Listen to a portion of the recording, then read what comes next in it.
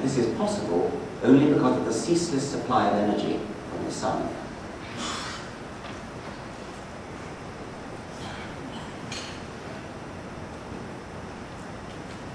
We know a great deal about how evolution has worked ever since it got started, much more than Darwin knew. But we know no more than Darwin did about how it got started in the first place. This is a book about evidence, and we have no evidence bearing upon the momentous event that was the start of evolution on this planet. It could have been an event of supreme rarity. It only had to happen once. As far as we know, it only did happen once. It's even possible that it only happened once in the entire universe, although I doubt that. One thing we can say on the basis of pure logic rather than evidence is that Darwin was sensible to say, from so simple a beginning. The opposite of simple is statistically improbable. Statistically improbable things don't spontaneously spring into existence. That is what statistically improbable means. The beginning had to be simple, and evolution by natural selection is still the only process we know whereby simple beginnings can give rise to complex results. Darwin didn't discuss how evolution began in The Origin of Species. He thought the problem was beyond the science of his day.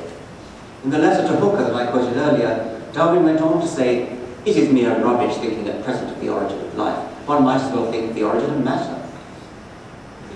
He didn't rule out the possibility that the problem would eventually be solved. Indeed, the problem with the origin of matter largely has been solved, but only in the distant future. Quote again, "It will be some time before we see slime, protoplasm, etc., generating a new animal." At this point in his edition of his father's letters, Francis Darwin inserted a footnote telling us, "On the same subject, my father wrote in 1871, it is often said that all the conditions for the first production of a living organism are now present which could ever have been present. But if, and oh what a big if, we could conceive in some warm little pond with all sorts of ammonia and phosphoric salts, light, heat, electricity, etc.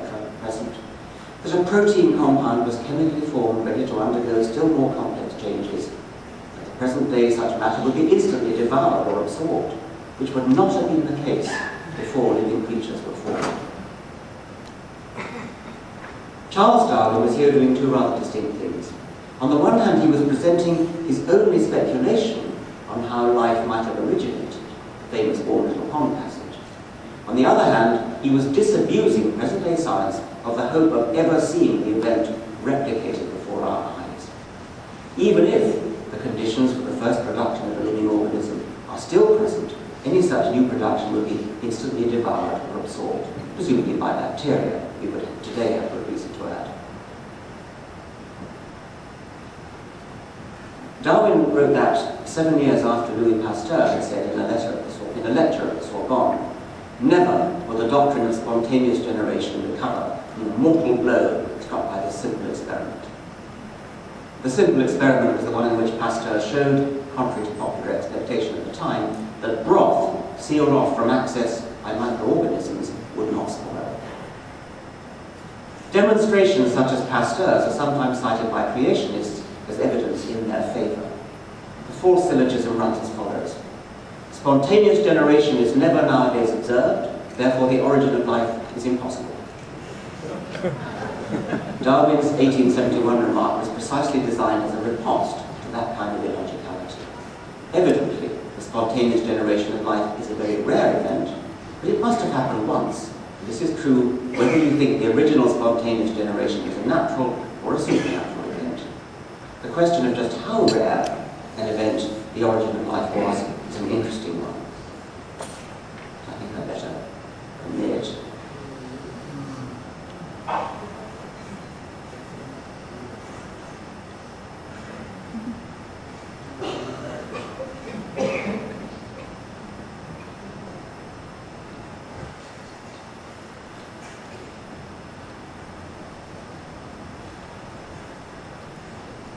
I'm not sure what Darwin meant by endless in this final sentence of the book.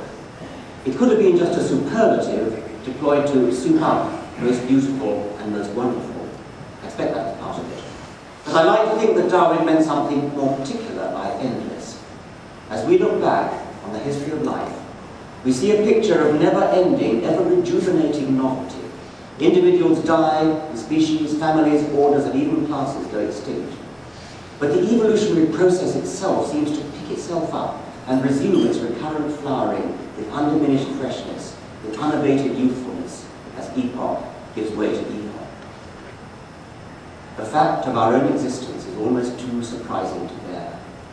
So is the fact that we are surrounded by a rich ecosystem of animals that more or less closely resemble us, by plants that resemble us a little less, and on which we ultimately depend for our nourishment, by bacteria that resemble our remoter ancestors, and to which we shall all return in decay when our time is past.